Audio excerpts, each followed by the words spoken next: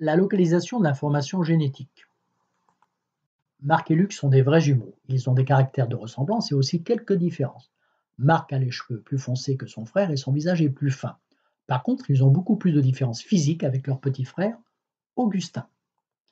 Analysons quelques caractères de Marc. Il a des caractères spécifiques qui définissent l'appartenance à l'espèce humaine, tels que avoir des cheveux, avoir des yeux, être bipède, être tétrapode. Mais il a aussi des variations individuelles de deux ordres.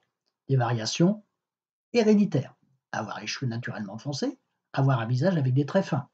Il a aussi des variations individuelles non héréditaires, avoir des cheveux longs ou être sportif. Puisque ce sont les cellules qui constituent le corps humain, on peut donc émettre l'hypothèse que les informations qui sont responsables des caractères de l'espèce humaine et des caractères individuels héréditaires sont localisées au niveau des cellules. Observons une cellule humaine, par exemple une cellule de la bouche. On observe une membrane, un noyau et un cytoplasme. Quels sont donc les constituants de la cellule responsables de la localisation de l'information génétique? Le noyau, le cytoplasme, la membrane, deux de ses constituants ou les trois? En 96 est née une brebis de lit. Comment a-t-elle été conçue? Un spermatozoïde rencontre un ovule et se forme une cellule œuf. Eh bien non! Voici l'histoire de sa conception. On extrait des cellules de glande mammaire d'une brebis, B1. On ne garde que le noyau des cellules. On extrait des ovules d'une autre race de brebis, B2. On ne garde que l'ovule sans son noyau. On introduit le noyau de la cellule de la glande de B1 dans l'ovule énucléé de B2. Elle se transforme en cellule œuf. Cette cellule œuf, à son tour, se transforme en embryon. L'embryon est implanté dans une troisième race de brebis, appelons-la B3. Quelques semaines plus tard naît Dolly.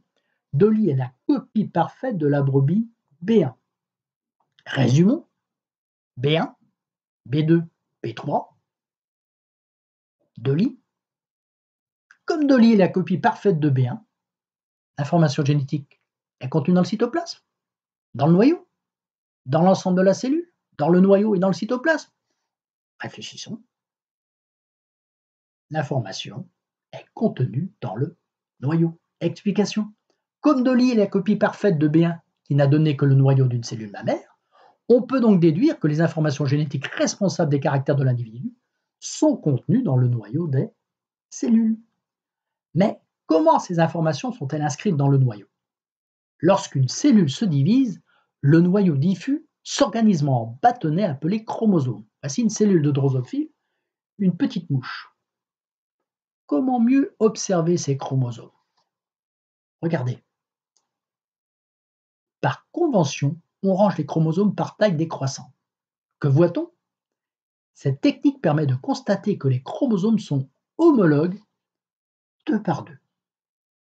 Et pour le karyotype humain, regardons le karyotype de Luc. Observons.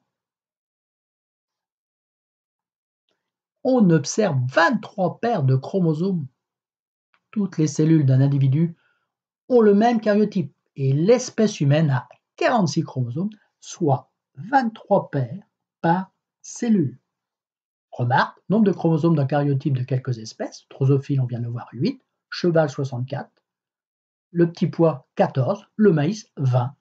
Tous les individus d'une même espèce ont le même karyotype et donc tous les êtres humains ont 46 chromosomes dans chacune de leurs cellules. Revenons au karyotype humain. Essayons de localiser un exemple d'information, l'information qui caractérise le sexe. Voici Luc et sa femme Shane. Qu'observe-t-on? Regardez bien les deux flèches. Une paire de chromosomes est différente entre les deux karyotypes. Shane, les deux chromosomes de cette paire sont homologues et notés X et X. Luc, un des deux chromosomes est semblable à X, l'autre plus petit est noté Y. Les chromosomes X et Y sont le support de l'information qui détermine le sexe de l'individu. Ce sont les chromosomes sexuels. Autres informations. Voici Kate, la sœur de Shane. Elle possède des yeux en amande, des membres courts et une face aplatie. Elle a également des malformations cardiaques et des troubles mentaux.